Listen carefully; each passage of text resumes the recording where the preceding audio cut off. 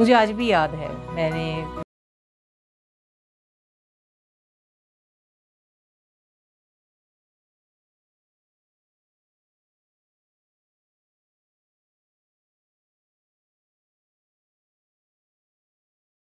Services join करूँ, क्योंकि मैंने उस तक में तो बहुत कुछ अपने करियर के लिए डिसाइड नहीं किया था। मुझे एकमात्र उनकी वो जो खुशी थी उसको देखकर ऐसा लगा कि it's something I should make an effort to, I can make him very happy for it.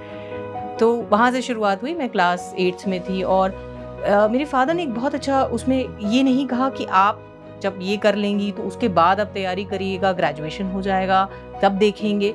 He said अगर आप किसी को चाहती हो, कोई गोल है आपके जीवन का, तो आज से उसकी तैयारी करो, उसके लिए अपनी मनोस्थिति को तैयार करो। उसके एग्ज़ाम को, हम एग्ज़ाम की तैयारी करना, रटना, समझना, याद करना, वो भी इम्पॉर्टेंट पार्ट है, लेकिन उससे पहले बहुत इम्पॉर्टेंट है कि हमारे डिटर्मिनेशन हमारे अंदर, कन्विक्शन हमारे अंदर हो जाए कि हमारा ये गोल है और हमें इसे अचीव करना है। क्योंकि कभी कभी जो बहुत मुश्किलें होंगी, आप उस रास्ते पे चलेंगे और आपको ऐसा लगेगा कि हम थक गए, हार गए, हमसे नहीं हो पाएगा, तो शायद वो आपका कन्विक्शन, वो एम्बिशन, डिटर्मिनेशन आपको पुश करेगा आपके गोल की तरफ, और आपको फिर वो यात्रा अपनी गोल के लिए इतनी कठिन नहीं लगेगी। मैं पूरा कंट्रीब्यूशन मेरे इस